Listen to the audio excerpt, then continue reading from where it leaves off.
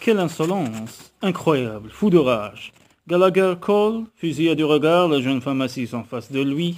En vain, loin de s'émouvoir, elle le fixa sans ciller, croisa ses yeux avec hardiesse. La fureur de Gallagher redoubla. Et lui qui avait fondé tant d'espoir sur la candidature du fameux Charlie James, il avait de quoi être en colère s'il s'était douté de la supercherie, mais aussi il n'avait pas eu l'idée de se méfier. Tous ses amis ne lui avaient-ils pas chaleureusement recommandé Charlie James? En outre, aucun des autres pilotes qui s'étaient présentés pour ce poste n'avait pu rivaliser avec Charlie James. Le monde des pilotes d'hélicoptères n'était pas si vaste, et dès que Gallagher avait commencé ses recherches, le nom de Charlie avait été sur toutes les lèvres. Charlie n'avait-il pas 18 mois d'expérience sur le Bell 212? Ne remplissait-il pas toutes les conditions de pilotage à haut risque? Et par-dessus le marché, ce pilote incomparable souhaitait quitter son poste. Gallagher se remémorait sa joie à la lecture de la lettre de candidature de Charlie. Ce dernier était prêt à considérer un salaire moins élevé si on lui garantissait moins de déplacements, ce qui ne posait aucun problème à Gallagher. Charlie James semblait exactement l'homme qu'il lui fallait. L'homme, ah vraiment, c'était risible. Depuis le début, il avait cru que Charlie était un homme. Comment la méprise avait-elle pu durer aussi longtemps? Mais à bien y réfléchir, aucune des conversations qu'il avait eues avec ses amis n'avait éveillé ses soupçons. Il y était toujours question de Charlie et de ses derniers exploits. Pas un instant il ne s'était douté que le talentueux pilote était une femme. Une femme dotée d'un sacré culot. Une enjôleuse qui avait sans nul doute usé de son charme pour faire promettre le silence aux amis de Gallagher. À cause d'elle, il se retrouvait dans une impasse, forcé de tout reprendre depuis le début, et Dieu sait s'il avait horreur de ces entretiens d'embauche. D'autant que la perle rare était difficile à trouver. Gallagher ne recherchait pas seulement un pilote expérimenté. Il voulait quelqu'un qui puisse partager sa passion et son enthousiasme, quelqu'un qui soit motivé. Ces qualités-là, il avait cru que Charlie les possédait. Enfin le Charlie décrit par ses amis de toujours, pour qui il avait jusqu'à aujourd'hui la plus grande estime. Et voilà où l'avait conduit sa naïveté. À partir d'aujourd'hui, il ne ferait plus confiance à personne. En attendant, comment allait-il faire? À quelques semaines du début de la saison, il aurait du mal à trouver un pilote chevronné. Maudit soit Martin Mick, qui avait démissionné sans préavis. C'était à cause de lui qu'il se trouvait dans l'embarras aujourd'hui, avec cette femme sur le bras. Fronçant les sourcils, Gallagher la considéra sans aménité. Aurait-elle au moins la décence d'avoir l'air coupable, timide? Rien de tout cela. Imperturbable, la jeune femme attendait qu'il parle, jambes croisées sur sa chaise. Et quelles jambes, mon Dieu! Superbes, fines, des jambes de mannequin. Ah, comme il lui en voulait, et il ne pouvait supporter son attitude pleine d'assurance. Évidemment, en d'autres circonstances, Gallagher aurait sûrement apprécié son charme, car elle en avait à revendre. Les longs cheveux dorés de la jeune femme le fascinaient. Ils dégringolaient en une cascade soyeuse sur son épaule. Leur couleur, un blanc sombre et lumineux, n'était pas courante. Gallagher s'éclaircit la gorge. De curieuses et dérangeantes images l'assaillissaient soudain. Il s'imaginait défaisant le ruban de velours noir qui retenait les cheveux de Charlie, comme il devait être agréable de les caresser. Il devait être si doux.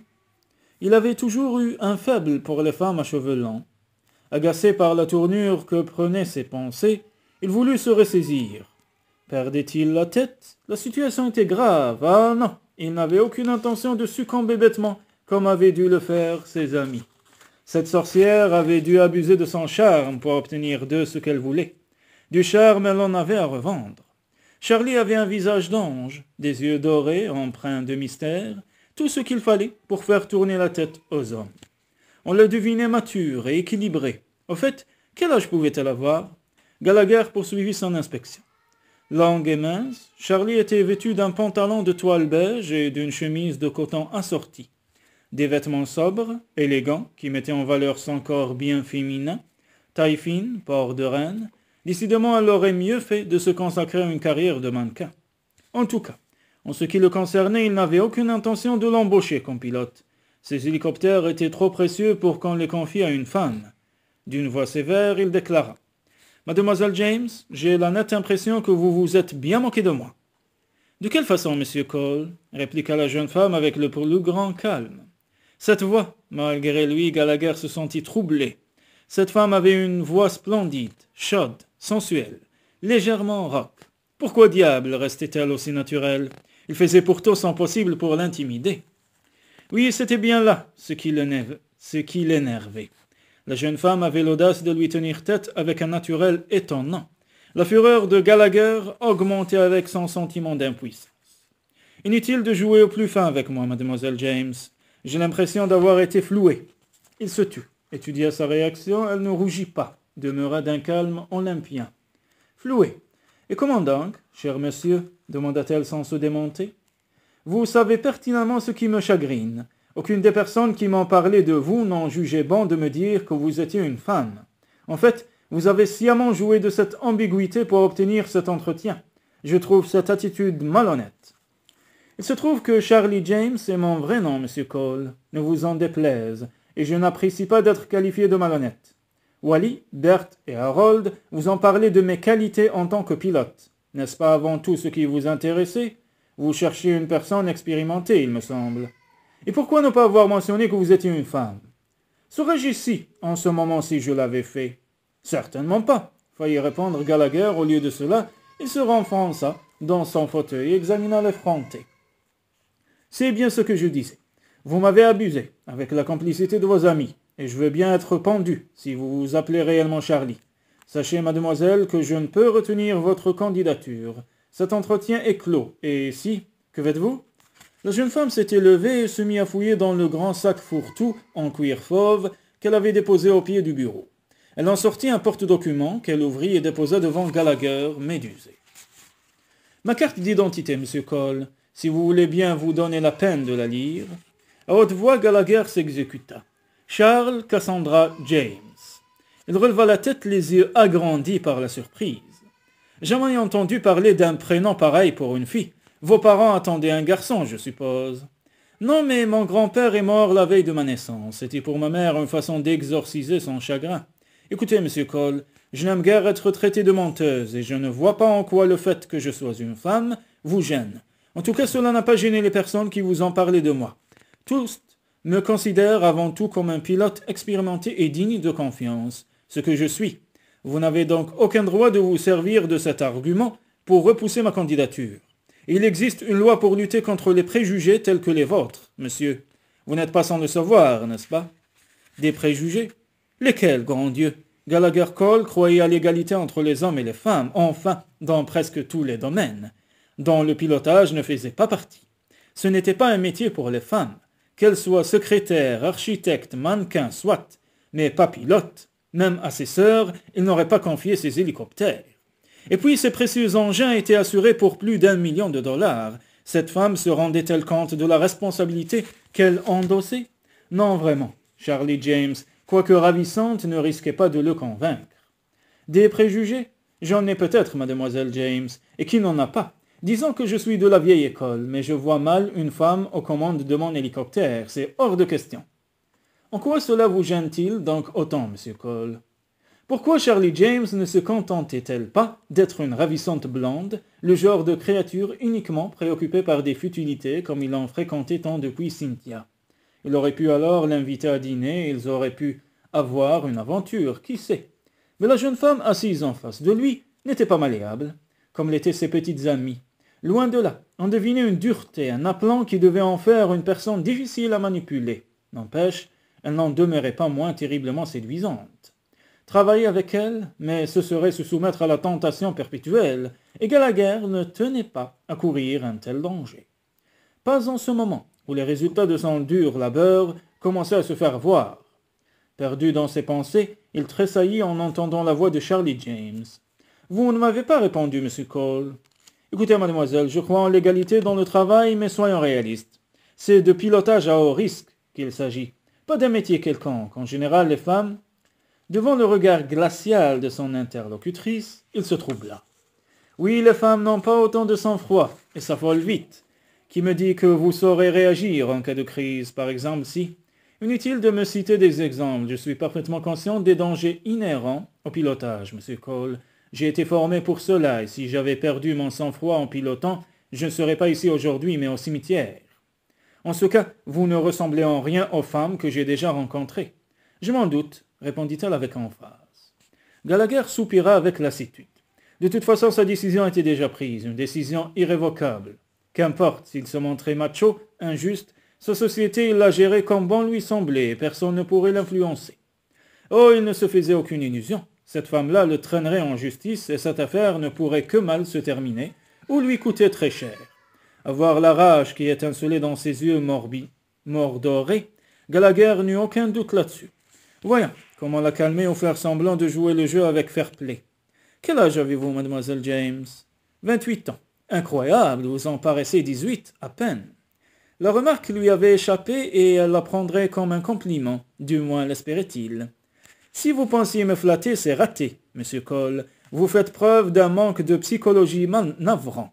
Sans doute cela aurait-il marché avec les femmes que vous fréquentez, mais pas avec moi. J'ai 28 ans et je n'ai aucun désir de retomber en enfance. Gallagher lui adressa un regard exaspéré. Ma parole, elle était terriblement susceptible. Une raison de plus pour ne pas l'embaucher. À partir de cet instant, il se conduira avec prudence. Il poursuivit l'entretien comme il l'aurait fait avec tout autre candidat, posant les questions d'usage en lisant son curriculum. La clarté et la concision de ses réponses provoquèrent son intérêt et il chassa bien vite le sentiment de regret qui l'assaillait. Il ne ferait pas machine arrière, même si cette diablesse de Charlie James semblait vraiment quelqu'un de tout à fait valable. Reposant les documents sur la table, il se prépara à l'assaut final. Revelstoke est une petite ville à l'atmosphère très provinciale, mademoiselle James. Les divertissements sont rares et d'après certains, on s'y ennuie. Ce poste conviendrait mieux à une personne mariée avec des enfants, prête à s'installer pour un certain temps. M'installer, c'est exactement ce que je souhaite. Je trouve au contraire beaucoup d'attrait à Revelstoke. Au moins dans une ville de cette taille, tout le monde se connaît. Les gens sont plus chaleureux, l'existence y est plus paisible. J'en ai assez de ces banlieues sales où on risque sans cesse d'être agressé. Pour quelqu'un qui mène une vie de famille, c'est très dur. Ces derniers mots intriguèrent Gallagher, la curiosité le dévorait. Il aurait bien aimé en savoir plus, mais ignorait comment s'y prendre. Il n'avait pas le droit de questionner les candidats sur leur vie privée. Pas très adroitement, il lança. « J'ignorais que vous étiez marié. »« Je ne le suis pas. » Ainsi Charlie James cherchait un mari, et elle espérait sans doute trouver l'âme sœur en travaillant pour lui. Un calcul excellent d'ailleurs, car les gens qu'il transportait dans ses hélicoptères étaient souvent des hommes d'affaires richissimes. Du diable s'il allait la laisser flirter avec ses clients. Et si elle avait des visées sur lui, une de plus dont il faudrait se débarrasser. Combien de femmes avaient-elles tenté de lui passer la bague au doigt, se demanda-t-il avec lassitude. Gallagher en avait assez d'être la proie d'aventurières sans scrupules. Il jeta un coup d'œil peu amène à Charlie qui déclara après quelques hésitations. « Je ne suis pas marié, mais j'ai une personne à charge. De mieux en mieux. Elle avait donc un enfant. » Loin de l'attendrir, cette révélation fit peur à Gallagher. Charlie James, dans ces conditions, rechercherait avec d'autant plus de zèle un mari. Une autre pensée le traversa. Si Charlie avait un enfant à nourrir, elle devait compter sur ce travail. Tant pis pour elle. Elle n'avait qu'à garder son emploi précédent. Soudain, elle se rappela le motif qu'elle avait invoqué pour son désir de changement. Plus de disponibilité. Elle devait vouloir passer plus de temps avec son enfant. Mais en quoi ses problèmes familiaux le regarderaient-ils? Charlie était une femme, et aucune femme ne piloterait son hélicoptère. Un point, c'est tout. Nous avons abordé toutes les questions que je voulais vous poser, mademoiselle James. Il me reste encore quelques candidats à voir, et je ne manquerai pas de vous faire connaître ma réponse d'ici 8 jours. Vous n'allez même pas me faire un essai en vol? Le nom qu'il s'apprêtait à dire mourut au bord de ses lèvres. Les yeux de Charlie contenaient une prière muette qui aurait ému un cœur de pierre. Ne lui devait-il pas au moins cela? Il jeta un coup d'œil dehors, le temps était dégagé et l'hélicoptère prêt d'écoller. Léon, son autre pilote, venait d'effectuer un vol peu de temps auparavant. Après tout, accéder à sa requête ne lui coûtait rien. « D'accord, allons-y, mademoiselle James. » Gallagher se leva et conduisit la jeune femme hors du hangar. En passant près des petits avions de tourisme garés derrière son bureau, il remarqua l'intérêt évident de Charlie. Si elle avait pu s'attarder pour examiner les engins, elle l'aurait fait avec plaisir. On voyait que cette femme aimait son métier. Mais Cole fut plus impressionné encore lorsqu'ils arrivèrent devant le Bell 212. Charlie le contempla avec une fascination qui ne laissa pas Gallagher insensible. Ainsi elle comprenait son rêve, peut-être le partageait-elle à sa manière. Sur les flancs lisses de l'appareil, des lettres d'or s'étiraient, faisant scintiller le nom qui pour Gallagher était devenu une raison de vivre. La voûte céleste, ski en héliportage. Se tournant vers lui, Charlie lui décocha un sourire étincelant. Sans son expression sévère et tendue, la jeune femme se révélait tout simplement ensorceleuse. Pendant les quelques instants qui suivirent, elle ne prêta plus aucune attention à Gallagher. Il aurait tout aussi bien pu disparaître de la surface de la terre. Elle s'en serait moquée. Avec concentration, elle tourna autour de l'hélicoptère, l'inspectant sous toutes les coutures, puis le regard brillant, elle posa la main sur la poignée. Gallagher la rejoignit et monta à bord en même temps qu'elle.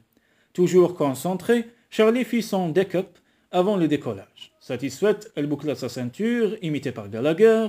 Ce dernier sentait son animosité envers elle fondre comme neige au soleil. Pas de doute, cette femme connaissait son métier. Tout dans la rapidité de ses gestes jusqu'à sa façon de procéder l'indiquait. Gallagher avait toujours admiré les pilotes d'hélicoptères pour leur capacité à manier plusieurs commandes à la fois. Dieu merci, il n'avait pas à piloter lui-même son Bell 212. Charlie donna la preuve de son talent en décollant en douceur. Très vite, ils se retrouvèrent haut dans le ciel. Gallagher se surprit à soupirer d'aise devant le spectacle grandiose qui s'offrait à sa vue. Lui, qui s'était attendu à ressentir une frayeur sans nom, éprouvait au contraire un sentiment de sécurité étonnant. Voilà qui l'irritait, car il aurait préféré qu'elle soit vraiment mauvaise. Il n'aurait alors en plus aucun scrupule pour lui dire non. À sa demande, ils volèrent en direction du mont Begbie. Le virage s'effectua sans problème. Charlie possédait l'aisance d'un pilote chevronné, cela ne faisait aucun doute. Ils approchèrent des sommets recouverts de neige, les dépassèrent, plongèrent dans des vallées larges et profondes. Comme il aimait ce paysage, Gallagher avait beau le connaître par cœur, il le regardait toujours avec autant de passion. « Où sont les pistes de ski ?» demanda Charlie. « Bah, tant qu'ils y étaient, pourquoi ne pas les lui montrer ?» Il possédait des droits exclusifs de guide pour ces versants de la Monachie et de la Selkirk. Ils les survolèrent, la neige n'avait pas encore complètement recouvert les pentes, mais dans 2 ou 3 semaines, la poudreuse serait parfaite pour les touristes. « Voulez-vous que je me pose à un endroit particulier ?»« Non, non, pas aujourd'hui, » ajouta Gallagher. « Ni aujourd'hui ni jamais, songea-t-il, puisqu'il ne l'embaucherait jamais. Pourtant il le regrettait. Pourquoi le nier ? Charlie James était le meilleur pilote qu'il ait jamais rencontré. Sa compétence était telle qu'on se sentait en parfaite sécurité, comme si se promener à 1000 pieds entre les sommets des montagnes rocheuses ne comportait pas le moindre risque. Charlie se rendait-elle compte du dilemme de Gallagher ? Non seulement cette femme pilotait aussi bien qu'un homme, sinon mieux, mais sa beauté ne le laissait pas insensible. Que lui arrivait-il ? Les idées préconçues de Gallagher n'avaient pas résisté à un vol au-dessus des rocheuses.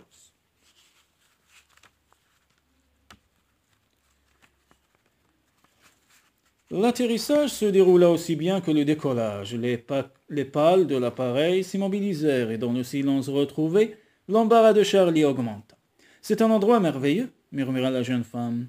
Oui, il comprenait ce qu'elle voulait dire. Son regard parcourut le paysage grandiose qui s'ouvrait devant eux, avec en bout de piste le flanc pentu du mont Begbie. Presque malgré lui, il déclara « Je suis né ici, j'y ai grandi. Oh, ça ne m'a pas empêché d'aller visiter les 4 coins de la terre, mais je suis toujours revenu, comme tous les habitants de Revelstoke. Nous sommes tous des montagnards depuis des générations. C'est dans notre sang, je suppose. De toute façon, pourquoi aller chercher ailleurs la splendeur que nous avons ici ?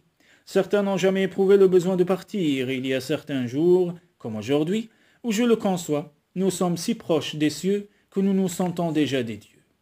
C'est pour cette raison que vous avez choisi un tel nom ? Quel nom ? La voûte céleste. En quelque sorte, oui. Vous savez, quand vous êtes là-haut très tôt le matin, l'air est si pur, le ciel si bleu au-dessus des vallées enfouies sous les nuages que vous ne vous croyez plus sur terre. Alors, seul contre l'infinie descente, dans le silence et la vitesse, le ski ne devient plus un sport, mais une façon de retrouver la nature. Le visage de Gallagher rayonnait, et sa voix, sans qu'il en ait pris conscience, vibrait de passion. Il se tut, puis reprit. « Savez-vous ce qui est ?»« Oui, enfin, je savais. » Le visage de la jeune femme s'assombrit imperceptiblement. « Curieux, se dit Gallagher, un autre mystère. La vie réserve parfois de drôles de surprises, ajouta-t-elle avec un sourire mélancolique. Je vous posais la question parce que mes pilotes sont les bienvenus comme passagers pendant leur temps de repos. Nous pratiquions le système alternatif, 2 semaines de travail suivies de 2 semaines de congé. En général, il y a toujours un siège de libre dans l'hélicoptère. Dois-je comprendre que je fais partie de votre équipe? Eh bien, à une seule condition. Laquelle? Pour la première fois, Gallagher vit la jeune femme perdre son flegme. Elle tentait visiblement de maîtriser son excitation. Gallagher lui tendit la casquette de velours rouge qu'il tenait à la main comme un objet précieux. « Que vous portiez ceci ?» Charlie regarda fixement les lettres d'or gravées sur la visière, la voûte céleste. Ses yeux s'emplirent de larmes. « Et voilà, songea Gallagher avec fatalisme. Elle allait se conduire comme toute femme émue et se mettre à sangloter. » Mais Charlie se contint. Elle se coiffa de la casquette et lui décocha un lumineux sourire. « Vous ne le regretterez pas, monsieur Cole. Gallagher, appelez-moi Gallagher, dit-il d'un ton bourré. Et pour ne rien gâcher, Charlie portait très bien la casquette, avec une élégance innée, ce qui n'était sûrement pas donné à tout le monde. Seule Cynthia aurait pu rivaliser avec Charlie. Elle aussi portait admirablement tout ce qui était chapeau, mais là s'arrêtait la ressemblance. Cynthia était petite, délicate et d'une infinie douceur. En cela, elle ne ressemblait en rien aux blondes sculpturales avec lesquelles il sortait ces derniers temps. Comment avait-il pu succomber au charme de la jeune femme? Observant la démarche féline de Charlie et ses longues jambes, Gallagher fut assailli par la crainte. Et il chercha à justifier sa décision. Que risquait-il après tout? Si elle ne faisait pas l'affaire, il s'en rendrait vite compte et la licencierait. Comment aurait-il pu se permettre de laisser filer un pilote pareil, à 3 semaines de la saison? En tout cas, qu'elle ne s'avise pas de s'immiscer dans sa vie privée. De toute façon, il n'avait guère de temps à lui. Son travail l'accaparait trop. Les femmes avec lesquelles il sortait s'en plaignaient assez. Elles se sentaient délaissées et le lui reprochaient avec amertume. Il s'en moquait. À ses yeux, sa compagnie comptait plus. Charlie James n'avait pas intérêt à suivre leur exemple. Qu'elle s'avise de flirter avec lui et ce serait la porte. À la première offensive de charme, il la licencierait. Je vous demanderai d'être ici dans 3 semaines, c'est-à-dire 1 semaine avant le début de la saison. L'équipe sera réunie. C'est d'accord, j'y serai, monsieur Cole. Gallagher. Au revoir et merci. Oh, Gallagher haussa les épaules embarrassées. Vous êtes un excellent pilote. Je sais. Avec un autre de ses sourires désarmants, Charlie lui serra la main et monta dans sa voiture. Elle dut s'y prendre à plusieurs reprises pour faire démarrer la vieille Pontiac poussive sous le regard absent de Gallagher. Comment réagirait sa clientèle à la présence de Charlie aux commandes de l'hélicoptère? À en juger par ses propres réactions, nombreux seraient les hommes qui refuseraient de monter à bord, et nombreux aussi seraient ceux qui tenteraient de séduire ce ravissant pilote. Mais n'était-ce pas là ce que la jeune femme cherchait? Et de toute façon, n'avait-elle pas eu à affronter ce genre de situation auparavant? Non, le plus inquiétant demeurait sa propre réaction. Gallagher avait dû se faire violence pour embaucher une femme, et fait plus troublant encore, le charme de Charlie ne le laissait pas insensible. L'avenir lui dirait s'il avait eu raison de l'engager. Brusquement, il se ressaisit. Pourquoi restait-il là à regarder bêtement la route vide? Voilà le premier symptôme, songea-t-il. Je ne serais pas planté là comme un imbécile si j'avais embauché un homme.